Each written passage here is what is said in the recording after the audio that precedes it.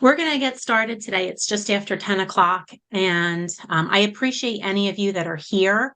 For those of you who are catching it on replay, our goal today is to just hit the reset button. Let's give some perspective, and let's remind ourselves of the importance of agency, specifically buyer agency, but we are going to kind of remind ourselves broadly of what agency means in our business. Okay.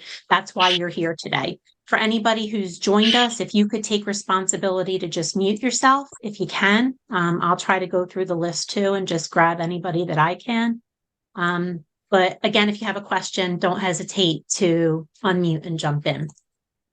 So why is it relevant today that we're going to have conversation around agency? Well, even if you had your head in the sand up until about a week or two ago, your inbox has no doubt been bombarded with communication from your local board to NAJAR to NAR, I'm sure with Pennsylvania as well, getting a variety of messages around the Halloween verdict that came out on the first of two class action lawsuits that impact or will impact in some way how real estate is conducted, ultimately, I think, around the country. And I'll explain that a little bit more in a minute.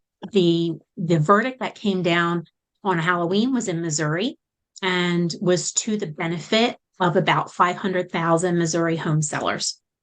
As soon as that verdict came through, awarding about $1.7 billion in damages, then tripled. You get treble damages there. So over $5 billion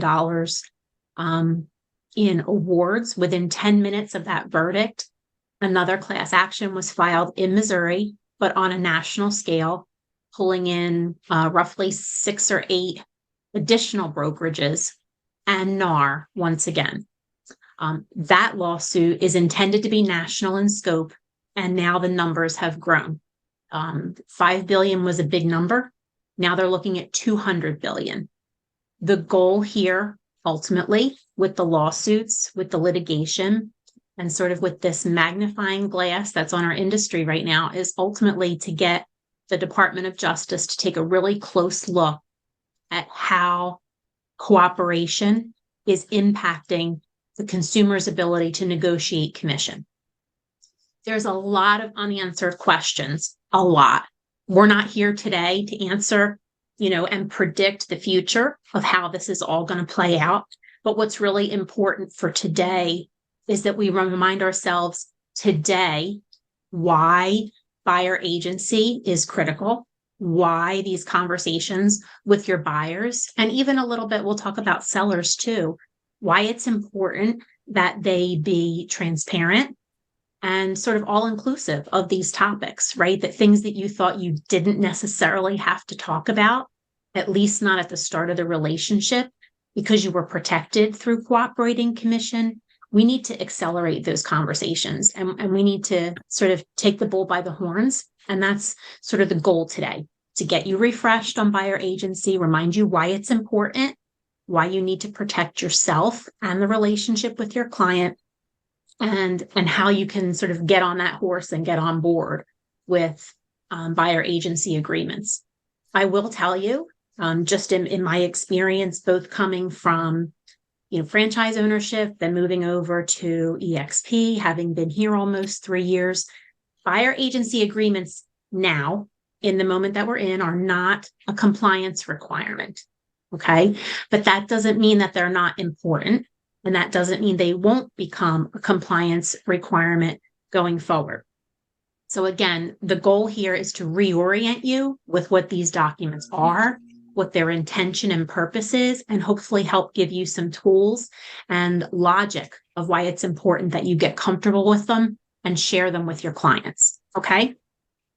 So here's the thing, what's really important. Let's set the stage, set the tone for today's training. Do not panic. If you read some of these headlines and hear some of these numbers, there will be plenty of agents in our space that are going to go to that, worry, fear, anxiety space. Those emotions will only limit your ability to learn and grow and move through the change and benefit through whatever happens next. The agents who are most adaptive, who have the ability to be agile and get ahead of this and feel comfortable sooner in these conversations, you will be the agents that thrive, because the consumer at the end of the day will benefit that much more from an agent who is poised for these conversations than one who is not. Okay. And at the heart of it, the work that you do today and tomorrow is no different from the work that you did a week ago, a month ago, a year ago. Your obligation is still to the client, to the consumer. So at the heart of it, your job is to continue to serve the client. You just want to make sure that you're being transparent in how things are evolving in our business, and that you're protecting yourself and your role in the transaction. Because at the end of the day, we all know you and I don't get paid unless we cross the finish line. Okay. So let's remind ourselves of fiduciary duty. This is regardless of whether you're working with a buyer or seller. This is like real estate 101, but I think it's worth the 60 seconds to remind ourselves, what is your obligation to your clients? Loyalty. You will be loyal to them. This talks about, these 6 things are about what you are required as a licensed real estate agent to do for your client. So be loyal to them, protect their best interests. Confidentiality, protect their personal information. Only share it with other parties if they give you permission to do so. Disclosure, be forthcoming in information to them, for them, again, in protecting their best interests. Obedience, to the extent that it's lawful, following your client's requests and instructions, letting them be, sort of the driver of the ship, with you being the trusted resource. Reasonable care and diligence. Your job is to give, offer good communication, be responsible, professional, and respectful in navigating the pitfalls and challenges that every real estate transaction ultimately could face. And then finally, accounting. And accounting from the standpoint of the transaction itself. But I think obviously an important component of that, and what we'll talk about today, is compensation as well. Okay. So here's the thing. I know in these circles, there will always be at least 1 or 2 agents when you bring up buyer agency, and they'll say, I don't need buyer agency agreements.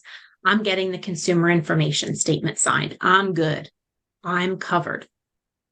That is not true. Okay. The consumer information statement does a good job of informing the consumer of how a real estate agent might carry out these duties, either as a buyer's agent, a seller's agent, or a dual agent. Okay. But it stops there. There's a lot more that goes into the buyer agency agreement, which you'll see in a minute. And that's where we're going to get into the nitty gritty. This is where today we make the business case for why this document is so important, why it fuels such good communication with your buyer clients. Okay. I want you to think of yourself for a minute as a client, not you as the professional, but you as the client. If you were dealing with an attorney for the first time for a personal matter for you, maybe an accountant, or as in the picture here, let's think about a physician. Are you going to walk right into the physician's office and head directly to the surgery, to the surgical room to get a procedure done? Are you going to let an attorney, the first time you meet them, walk right into the courtroom to represent you and plead your case and represent your interests? Professionals and the launch of a new relationship with a professional does not go right into the thick of the matter, right?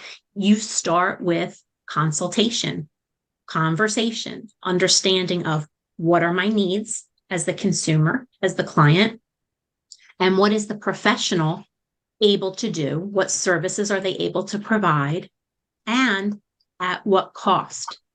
You as a consumer understand and expect those conversations with these types of professionals to happen at the start of the conversation. So now you have to take that thought process and apply it to what you're doing in your business. So many agents won't have this conversation because we are in a position where, up until the last couple of weeks, it was required that cooperating commission be entered into the MLS.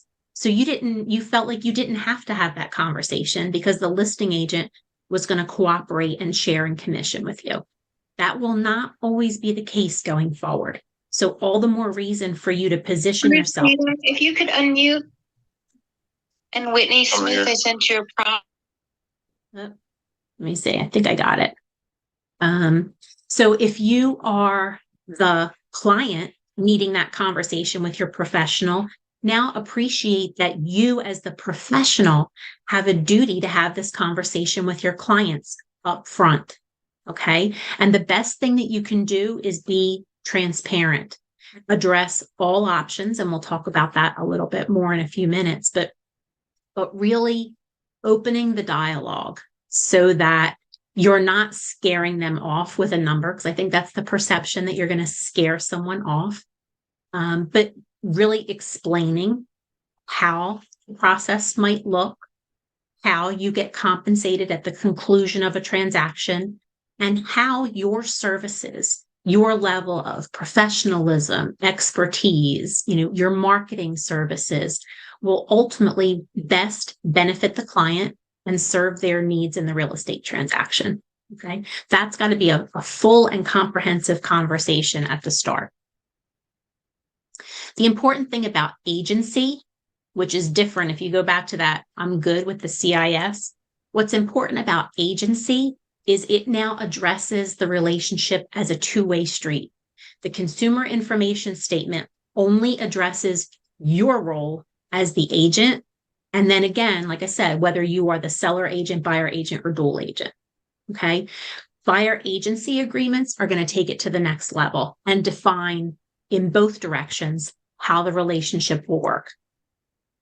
And just something really important, because we're going to look at this agreement in detail. And again, I welcome any questions or comments that you have, and also any challenges that you have faced or are concerned you'll face in having these conversations. But it's really important to understand more than ever, commission has always been a negotiable item.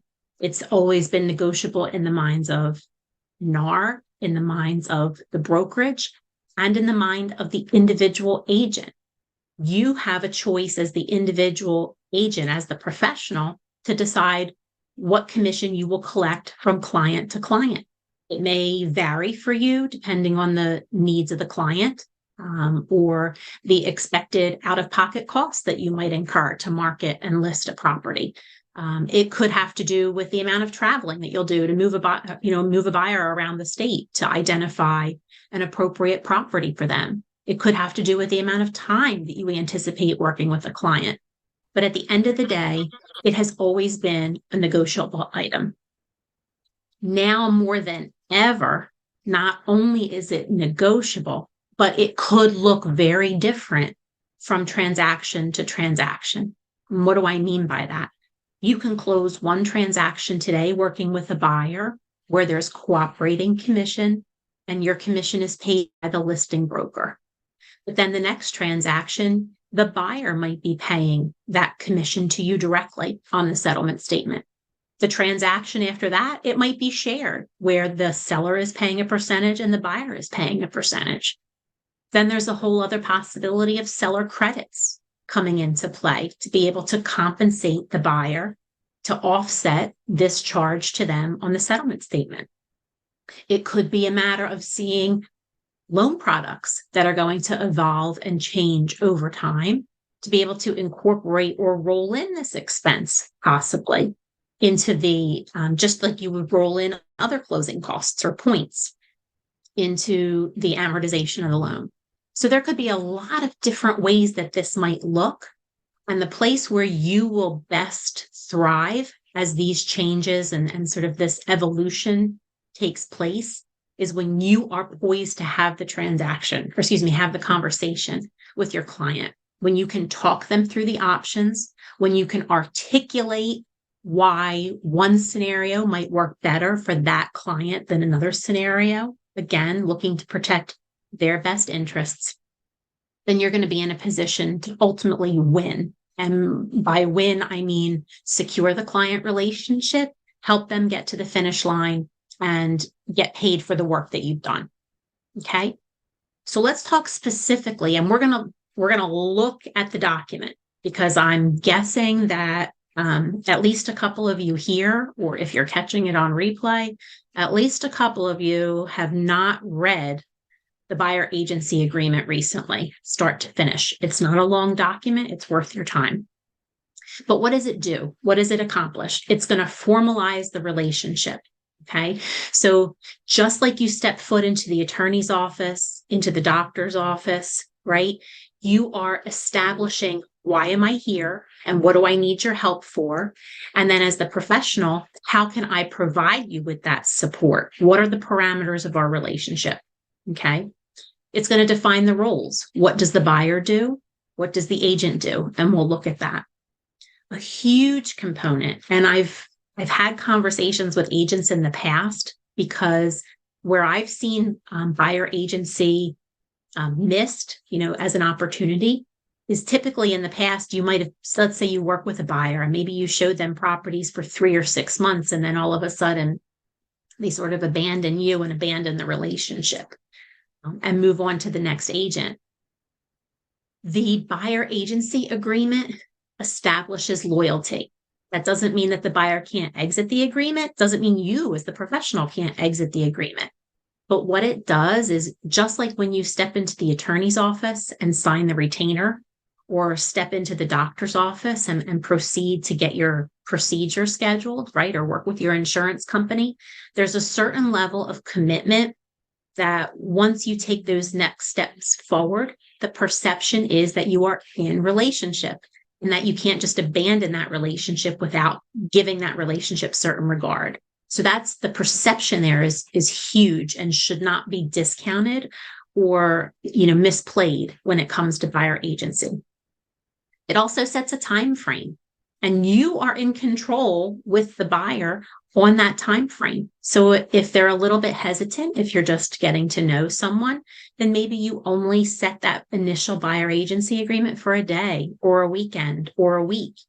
It doesn't have to be a 3-month, 6-month proposition. Okay, that's something that you can work towards once the level of trust builds between you and the buyer. Okay, but buyer agency addresses the time frame.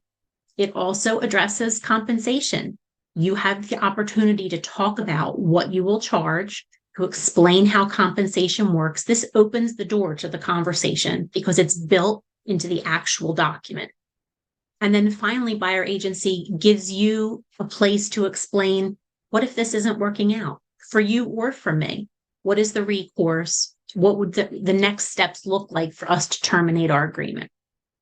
Okay, so let's take a look. I'm going to share on my screen. I want to remind everybody again, because this is not something we know it needs to be signed, and we spent a lot of time on it in real estate school, but how much time do you spend refreshing yourself on what these things mean? So I have the consumer information statement. This one everybody sees pretty frequently, right? This is where I'm reminding you, nowhere on this document do we address compensation. Nowhere on this document do we acknowledge that the buyer relationship is a two-way street. We don't talk about the length of the relationship or the parameters of what our relationship will entail or how to exit it.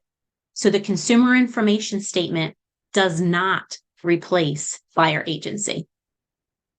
Let's take a look at the parameters built into buyer agency. Now, again, I say I'm using the New Jersey form because I think most of us here are operating primarily in New Jersey. This form could change. This is not set in stone. There could be adaptations or adjustments that come out of the litigation that we're observing in our space, in our industry right now. But for this moment in time, this is sort of the document that most agents would lean on, the version put out by NAJAR.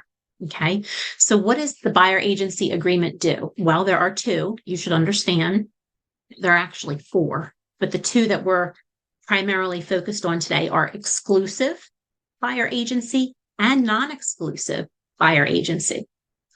Most times, obviously, I think you as the professional, you'll want to look into securing an exclusive buyer agency agreement where you and the buyer agree to work together, just like it says, exclusively. Okay.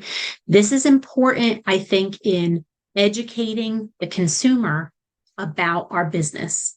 If you don't have that conversation, if you don't explain to them what it means to be in relationship in an exclusive way, then how does the buyer understand that they shouldn't be talking to 5 different realtors? How does the buyer understand that they shouldn't be clicking on Zillow and talking to a new agent every other day? How do they understand what their role is in the relationship if you aren't bringing that subject up? How do you understand what the attorney is responsible for and your loyalty to the attorney or to the physician if they, as the professional, don't guide you and educate you on how that relationship will work? Okay, so don't run from this conversation. Really embrace it and see it as an opportunity to educate your client, to have open dialogue, and set the tone for how your entire, journey together will look. Okay, at the heart of it, relationship and trust are key. They're critical. So buyer agency, exclusive. If you are working with the consumer exclusively, no other buyer's agent, then obviously you're designating your brokerage and yourself. And the the buyer agency agreement gives you the ability to identify a geography. You can be as specific or as general as you want to be, as makes sense in the conversation that you're having with the buyer. This might be a case where you might see non-exclusive come more into play. If you are working with a client who wants to buy in New Jersey, maybe is coming in from out of state, but they're working in multiple places and they don't necessarily want to work through you to cover the whole state. Maybe they've identified somebody that they want to work with in South Jersey and somebody in North Jersey. So that might be a good cause for a non-exclusive where the geographies that are referenced in each non-exclusive agreement are outlined and signed off with the agents. Okay, but in terms of exclusive, at the heart of it, the buyer is acknowledging that they will work only with you so long as this relationship and this agreement are in place. Okay, so when you have somebody signing exclusive, point number 2, the buyer should be acknowledging that they are not working with another agent, that they do not have an exclusive agreement signed with another brokerage. That's important. Declaring your relationship. This is probably the one piece that you can very clearly see overlaps with the consumer information statement, right? I'm an authorized representative of said brokerage, and I represent you as either a buyer's agent or a possible dual agent. Okay. This is a great opportunity for you to educate your buyer on the meaning of dual agency. There are some agents who, in the current space that we're in, choose not to participate in dual agency, that they don't feel comfortable putting themselves on both the list and sale side of a transaction, trying to represent both seller and buyer's best interests. You can have that conversation if it's something that you do or don't want to do, or down the road, if it's something where quite possibly, we do anticipate that at some point, dual agency will be the next thing under the microscope. So, having that understanding, being able to articulate what dual agency is, whether it's allowed and agreed upon today or down the road not permitted, you want to be able to have those conversations and educate your client. Okay. Term. I mentioned that the buyer agency agreement gives you the ability to set the term. And if you need to start slow, just to be able to go out on showings for the weekend, then start slow. There's nothing wrong with that. That's not unacceptable. In fact, quite the contrary. Any work that you're doing with the buyer, getting this relationship documented for whatever period of time protects you and your ability to collect commission for the work that you do. Okay. One thing that I think is really important that the current state of this document protects is how the fee is paid. That's in item 5 with the brokerage fee. The language in the buyer agency agreement does allow for the possibility of the listing agent paying cooperating commission. And the language in the buyer agreement does defer that if the listing agent is paying some or all of that commission, then the amount that would be due from the buyer can be reduced or completely eliminated. Okay. So again, going back to the idea of I need to be able to articulate the current state of real estate with a buyer, being able to talk about sometimes we will look at properties that will include compensation to me from the listing agent. Sometimes the properties that are of interest to you or that meet your needs will not include compensation payable to me. And so we'll need to work together to draft our offers to consider your financial position in different ways with every single property that we look at. Okay. That again is going to maybe be a difficult conversation for you the first or second time because it might not be a conversation you've had before. But if you don't have that conversation, you're sort of leaving yourself out to dry by hoping that things work out.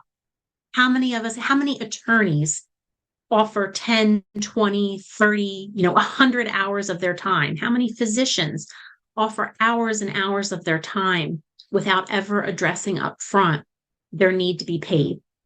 Right? It's the same idea here. And you still have exposure and vulnerability because at the end of the day, there's no guarantee that that buyer or seller crosses the finish line and gets to a closing. So do what you can to minimize your vulnerability. Have this conversation.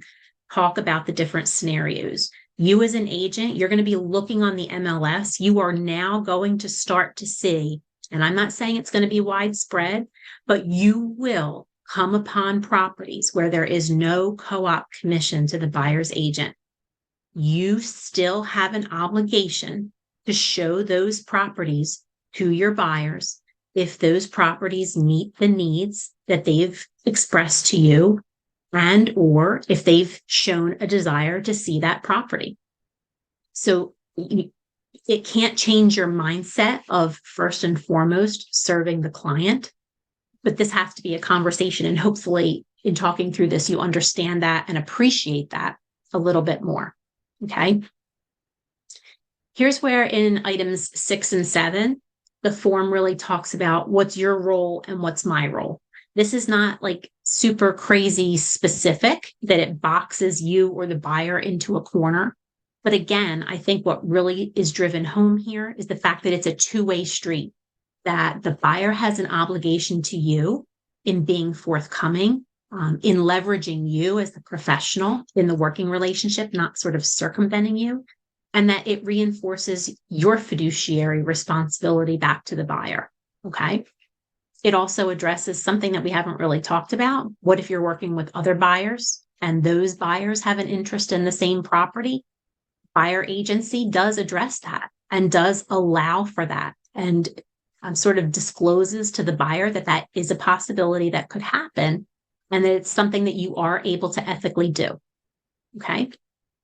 It also addresses dual agency and again, opens the door to that conversation in the current state that we're in, in New Jersey, in Pennsylvania, where dual agency is still an option for a listing agent or for a buyer's agent to be able to handle both sides of the transaction, have the conversation. Okay. And then finally, you're getting the buyer's signature to acknowledge that they've received this document and understand it, and that they've also received and have signed and understand the consumer information statement. Okay. This is the exclusive buyer agency. In contrast, you have the non-exclusive buyer agency, which is almost exactly the same, with the exception of the understanding that everywhere in the other form that referenced exclusive, now it's referencing non-exclusive. But importantly, what's done there is, I think if you look in item 2, so let's just take a look at that one item, back to the exclusive agreement. Does the buyer have a business relationship with another broker? Okay, the expectation here with an exclusive agreement is that no would be the answer. Buyer represents to the buyer's agent that no other buyer's agency agreement is presently in effect. And buyer agrees not to enter into any such agreement during the term of this agreement. So there you're establishing loyalty. In contrast, if you're looking at the non-exclusive, does the buyer have a business relationship with another broker? The question is the same but the explanation is a little different. Buyer represents to the buyer's agent that no exclusive buyer's agency agreement is presently in effect. Buyer agrees not to enter into any such agreement during the term of this agreement. So what's the difference there? You either work with one agent exclusively, or if you choose to work with multiple agents, like I said, perhaps it's a scenario of going back to different geographic areas, different municipalities or states. Maybe there's a strong business case that the buyer makes for wanting to work with multiple agents in the same business location. That's a choice for you. But what's most important, what the underlying, goal here is disclosure, that the buyer has to be understanding of the fact that if they are working with other agents, their obligation is to inform you of that, okay, and go on the record. So in my mind, this is ultimately almost like a contract of relationship between you and the buyer, okay, that you should really look at and give a tremendous amount of weight and opportunity to. Weight because it protects you and establishes relationship. Opportunity because it opens the door to the conversation, okay? It gives you the outline for things that you should be talking about with your buyer clients. I'm just going to check the chat. In an offer, can you put the buyer commission the seller to pay? Absolutely. So again, as we move through the environment that we are in currently, expect a lot to sort of change. But the idea is that if you understand what's happening and you are engaged and you are creative and you're transparent with your clients, then anything's on the table. So if you have a buyer that is not in a position to be able to pick up this expense, out of pocket cash at closing, then that could be something, but maybe they have a lot of other strong components to their offer. When you submit the offer and you see $0, cooperating commission, then absolutely make that a condition of your offer that the seller will pay buyer's agent X%. Diana? Yes, Sarah. Hi. Where do you put that? Is that in the provision or? So if you're working on a contract, yes, then I would say you can put that into the other provisions just to make it clear, because the contract itself is typically going to refer back to the MLS for compensation, right? So you just want to make sure that it's clear and understood, because it does deviate from sort of our so-called traditional way of doing it. So to be the most transparent and clear, I would put that in provisions. If you're working with an offer to purchase as opposed to a contract, then same thing, just put it into the, additional provisions of the offer. Got it. Thank you. And let it be a negotiating factor. And again, we've talked a lot from a team standpoint, from a Leader's Edge standpoint over the course of the last, especially I think the last year, about how important it is for you to take a look at your buyers and build a strong offer and recognize that an offer in totality is made up of a lot of component parts. And in some places, your buyer will fare very strong. And in other places, your buyer might have a little bit, say, weakness or disadvantage relative to other buyers interested in that property. This is just another component that you want to make sure that you're factoring in. So when you're looking at cash to close and the time frame and the professionals that you're working with, whether it's a cash purchase, whether they're contingent, whether they're, considering appraisal gaps or inspection waivers, all of those things that we've seen so much of in the last year, this is now another component that you should give consideration to when you are building your offer. And how that looks from offer to offer will change depending on what you see for that particular property as offered, cooperating commission, if any. I expect that for the most part, you're not going to see widespread zeros in buyer cooperation on the MLSs, but I think it's still important nonetheless that you have this conversation up front. The other thing on the flip side of that is, let's just talk for a minute about the conversation that you have with your seller. Okay. So we're talking about why buyer agency is so important. You do already enter into agency agreements with your sellers. It's called your listing agreement. But one important thing that you want to make sure you're clear on with sellers is that same level of transparency, that they have options as well. And if they came to you and they said, like, Sarah, I've been reading the headlines and I realized that I can negotiate my commission with you, and I really don't want to pay a buyer's agent. I maybe want to pay you, maybe I agree to 2%, maybe I agree to 3%, maybe I even agree to 3.5%, but I don't want any compensation being paid. Let the buyer's agent be paid by the buyer. It's, I think, your duty in preparing a seller for what lies ahead, trying to get offers, the best traffic, contract acceptance, and a clear path to closing. You want to make sure that you prepare them for every scenario, that as they receive offers, compensation to the agent might come into play.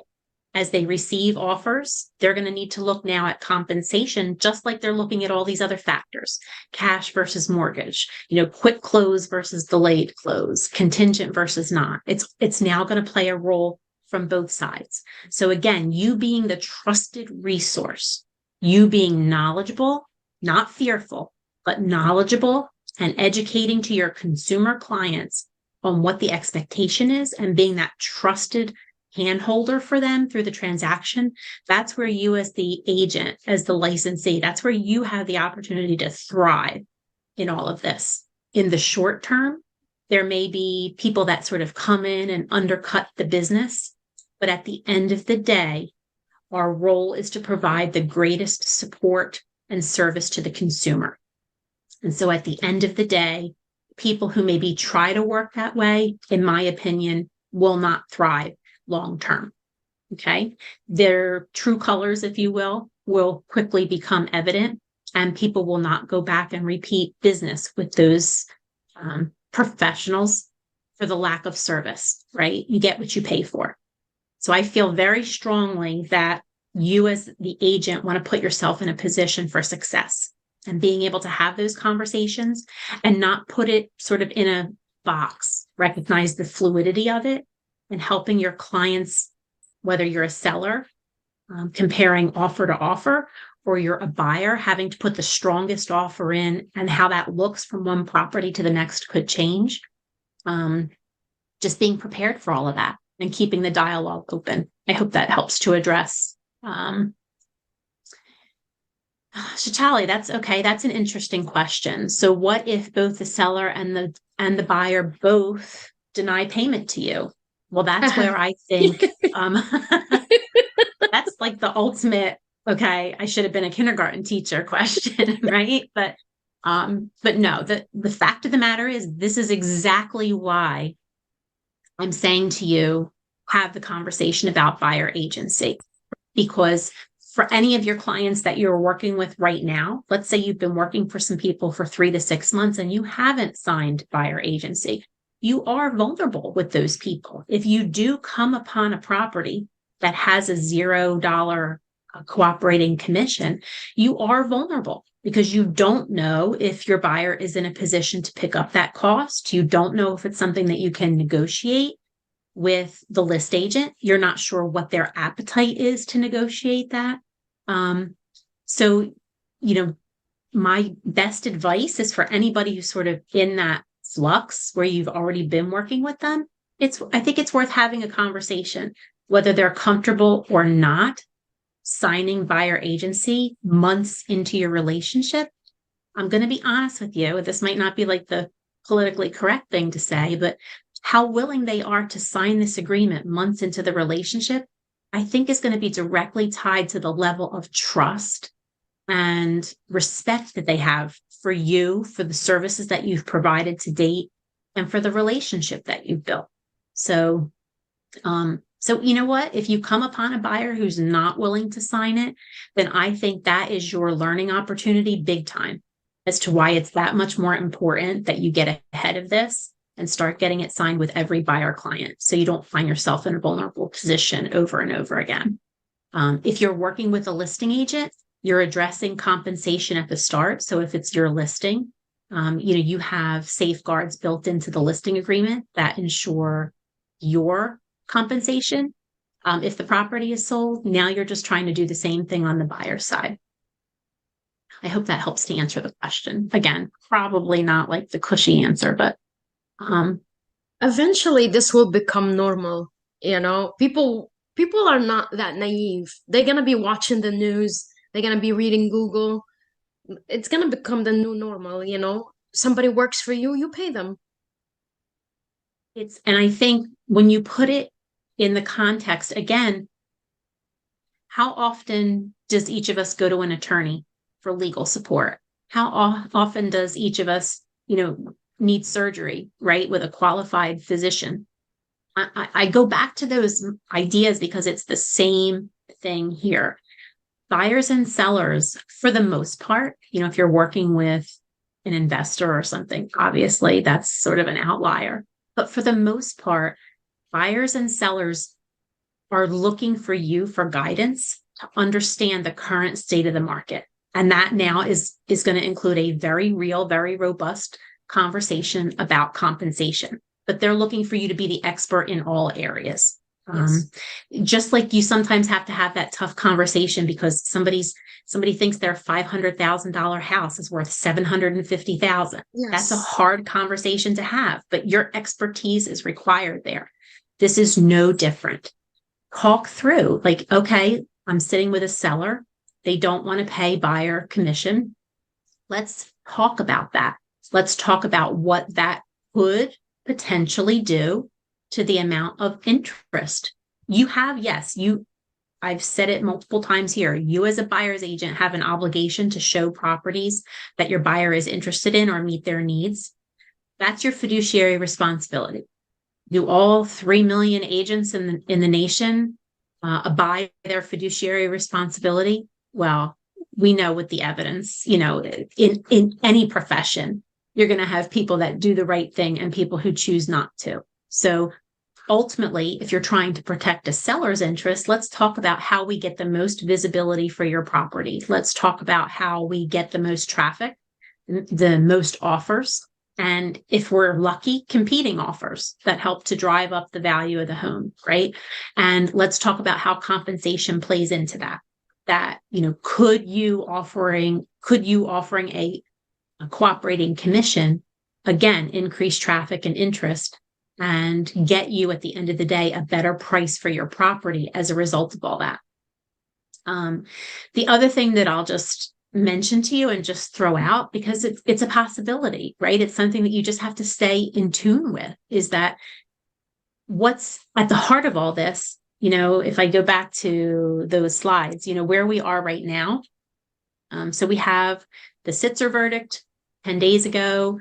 We have another class action coming up next year, and we have this big one that got filed, now referenced currently as Gibson, with that, remember, that $200 billion. What's really under the microscope here is how NAR and large brokerages have been using clear cooperation and the cooperation rules built into MLS use to ultimately get paid. Okay. And I've read a lot of information. I've listened to a lot of analysis. I've heard the responses that have come from NAR and even the, at the state level boards. And, your initial thought might be, how does an organization as large as NAR not effectively convey its position, not, bring in the right testimony, help drive home the benefit to the consumer? I think that's a big thing, is that if you are in tune at all with how clear cooperation works and what these lawsuits could mean for the business, I think you recognize that this could be creating a bit of a bumpy road for buyers and sellers, where before it was maybe a slightly smoother road, at least when it came to compensation.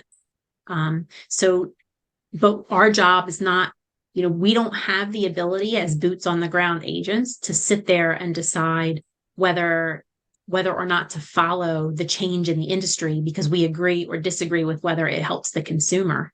It's about how do I adapt to be the resource to the consumer that works through whatever the changes or curveballs are that the industry is presenting to us. So in this case, if at the heart of it is the idea that you have to offer cooperating commission to participate in an MLS, if that's the big high level, big picture change that these lawsuits, that these attorneys are looking to effectuate in our country, then I would expect at some point that you are going to see changes in what's happening with local boards and local MLSs. There could be some consolidation. There will be changes in how properties are listed, how compensation is addressed. So these are all the things that you want to be paying attention to and be able to adapt to quickly. Again, be in a mindset of agility, that you're on top of the information and that you can move and change through things. Just like in this moment, if you've been working with buyer clients, why not go back and have that conversation now in a way that makes sense to protect yourself? Okay. So again, go back to the conversation. You don't show up on, day one and go right to the surgery room. You go and you sit and you talk, you build trust, understanding, you get educated as the consumer. So now you want to be that person to your client, okay? Be that educator that helps them understand what to expect and helps them feel assured that they're in the right place, in the right relationship to get their desired result, to buy or sell a home. Okay? Somebody had a question in there about commission due participating firms. So going back to Sarah's question, what I would strongly recommend is that you include language in your offer, in the other provisions that clearly states, if you're making an offer in a contract or if you're the list agent drawing up the contract, that doesn't draw into question at all, that there's no misconception, that someone can't come back later and say, oh, well, I'm used to seeing that in the contract and having it mean something different. As we're in this state of flux, I think the more particular you can be, the more detailed you can be in other provisions as to compensation, the better and more transparent all around. It makes it much harder for someone to go back and claim they didn't see it, didn't understand it, or thought it was sort of business as usual. Okay. Any other questions or thoughts or comments? Anything that you've encountered? Any obstacle that you might be worried about? Any objection that you might have had working with a client, a buyer, when it comes to agency? Diana, at the end, I do have a question, but it's off topic. Like when everybody's done asking their questions, can I ask something? Of course. Thank you. Of course. Yeah. So, sort of at the conclusion of this is what I'm going to say is homework. And the reason I say homework is because this shouldn't be it. You shouldn't feel like, okay, I'm up to speed. I kind of understand what all the hubbub is about, maybe a little bit, but I'm fine. I'll just keep doing what I'm doing and I am not worried about it. Well, I really think that's not the way to go. Again, I can't emphasize enough. I really am of the mindset that if you're plugged into what's happening and you don't run from the information, that you embrace the information, it puts you in the best position to thrive as an agent. Between these changes and the challenges of the actual, the market itself, with inventory continuing to be an issue, with rates going up and down, all of those challenges collectively will impact the number of professionals in our space, numbers wise. And then as those numbers reduce, and I'm not saying by crazy amounts, I know that there's some speculation that the number of real estate agents could drop by 20 or 30%. I'm not sure that that's accurate, and I'm not going to try to predict. But I do believe at some level, the number of professionals will be reduced. And I think it will become more important than ever that you stand out as the quality agent. Okay. So what do you do from here? I urge you, go and read, start to finish, the 2-page consumer information statement. Go and read the buyer agency agreement as well. Read it, understand it. You shouldn't look at that document when you're sitting with a client and not express or exude confidence in what it stands for. So if you read it behind the scenes and become intimately aware of its contents, you'll be ready for the conversation. Read your listing agreement. Same thing. Go back and refresh your mind on what that listing agreement does to create agency between you and a seller. Another thing, and this is important because we all get bombarded in our inbox with emails every day. And sometimes it's really hard to sift through what's important versus what's not. What I really encourage you to do right now is stop and read every message that comes from NAR, NAJAR, and your local board. And then find at least one other resource that you sort of trust to be objective and thorough in its reporting. There's a couple I have become over time a fan of Inman. I feel like I get a lot of information, so it's like frequent in updates. It's also thorough. I also get a lot of different perspectives through Inman. RISmedia is another one that I like, again, because I feel like I'm getting thorough reporting from a lot of different perspectives. But so plug into these things so that you can stay on top of the headlines. Identify opportunities for education. If you see that your local board, I'm actually going to a board event this afternoon, not because I need a refresher so much on buyer agency, but because I want to understand how the board is presenting buyer agency in the wake of what's been happening these last several weeks. Okay, so opportunities to plug in that way. Practice the conversation, stand in front of the mirror, sit with your spouse or your partner, or maybe a trusted agent that you do a lot of work with, and script off of each other. Script in the sense that if you've had the conversation once or twice, it's going to be much easier to have the next time. Not that you have to be able to read off of a script. Okay. And then put buyer agency into use. The one other thing that I would probably throw out there too is homework that's not here, is I think now is a really great time to reach out to the trusted mortgage professionals that you work with. If you have 1 or 2, 3 people that you typically would recommend that you trust, make sure that you're interacting with them and that they understand what's happening. Because what I found, I did that maybe 60, 90 days ago.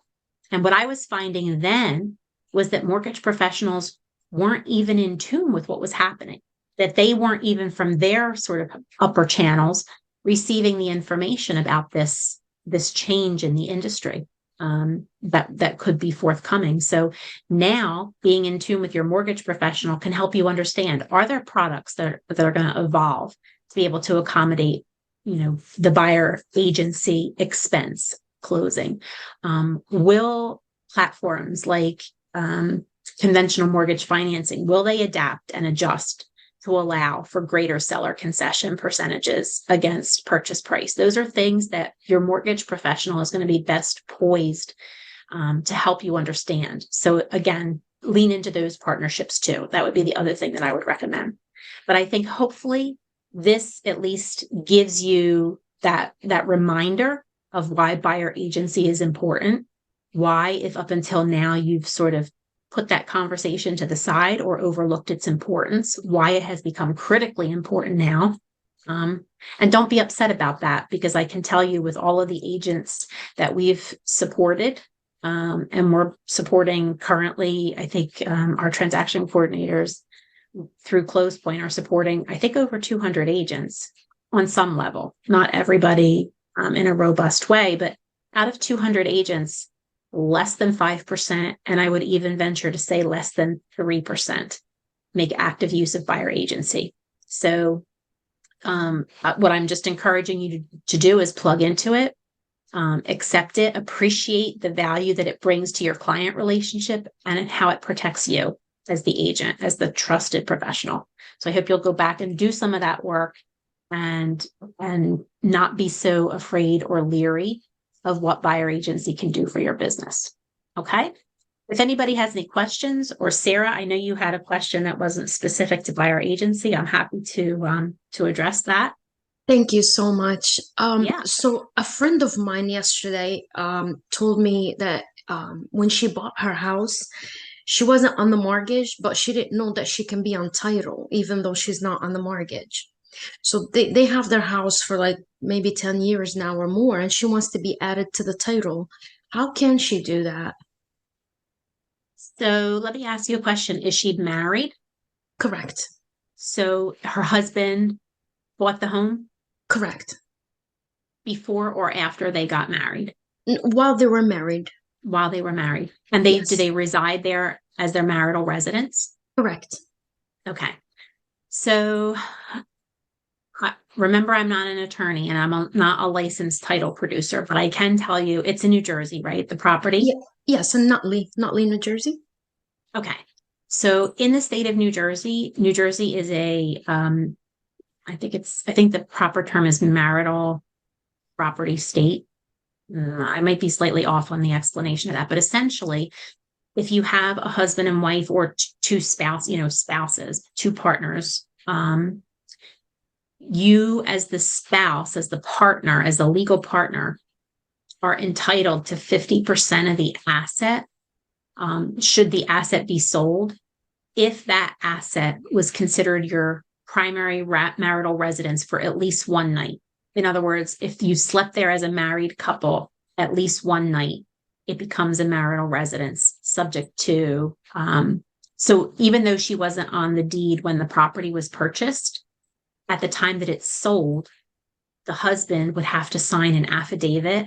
And in that affidavit, he would have to acknowledge that it was the primary residence, that he's married, and it was the primary marital residence during their union for at least some point. And then she would have to sign the deed to transfer title to the next buyer. Even if her name is not on the title? Mm-hmm. Yes, because she has marital interest in the property. So then the question becomes, does she need to be added to the title? Is there a legal reason outside of marital property that would compel her to be on the deed? That's, I'm going to be honest with you, where my information and knowledge would sort of fall off. So I could either put you in touch with Chris. He'd be a good person to ask, or maybe an attorney that you work with. If she's got certain like unique circumstances where she just wants to make sure her interests are protected. Yes. Then that might be something that she wants to consult an attorney on. Okay. Thank you so much. But generally speaking, if he's married and they live there, yeah. And even if they, let's say they have a falling out and they end up sleeping in different places for the next 6 months, but at some point it was their marital residence. Once that's established, it's established. It doesn't go away because they've separated or are living in different places at the time of the actual title transfer. Thank you so much. Okay. Yeah, sure. Good luck with that. It can be a sticky situation. Okay. All right, great. Thank you, Michelle. Yes, that's great. And you're in the small percentage of people who do. And I think depending on who you work with when you're coming into the industry, like I appreciate certainly that certain professionals like within our team who are in mentorship, how they value it will be a direct reflection of how, a newer agent values it too. But so many agents are not using buyer agency agreements. So I encourage you, if your takeaway is nothing else from today, then at least give it a shot, protect yourself, and see how it goes. Okay. Thank you very much, everybody. If you have any other questions, Inez, you have a question about long-term relationship, not married. Yeah, there's a few questions in there. That's, let's see. Okay. I think the only one that I didn't address was there used to be something I think it was in New Jersey with common law marriage. Used to be. I just don't know for sure if it still exists, where if you resided with somebody for more than a certain period of time in, a married state for all intents and purposes, just not legally, that common law marriage applied. But I don't know if that's still a thing. And I hate to say it, but I'm going to have to defer back to Chris and maybe a good attorney, a good real estate attorney on both of those things. Again, if you have a client, if you're working with a client who is in a property, who's at all concerned about what their ownership, marital rights, whatever they may be in that property, don't wait until you go to contract or close. Don't wait until you list the property for sale. Like those are definitely things that you want to get your client or your consumer help on now, so that their position and their rights aren't maybe compromised down the road. I'll also have to see, Inez, if I can find out about common law marriage. Okay. All right, great. So we even covered a little title today too. So awesome. You're the best. Thank you.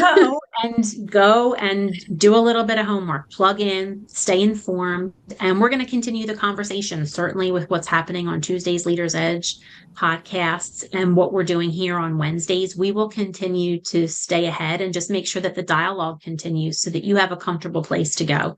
So if you're hesitant or, a little bit timid about what some of these things mean, then hopefully you'll continue to see all of us as trusted resources for you in how you go out and convey this to your clients. Okay. Thank you all so much. We'll put the recording up in the next day or two on the YouTube channel. I hope that you'll go to that YouTube channel if you haven't and subscribe so that you'll get notifications anytime that we put anything new up, and you'll continue to make it a resource for you going forward. All right. Thank you so much, everybody. Thank you. Have a good day. Wonderful week. Thank Bye. you. You too. Bye. Thank you. Thank you.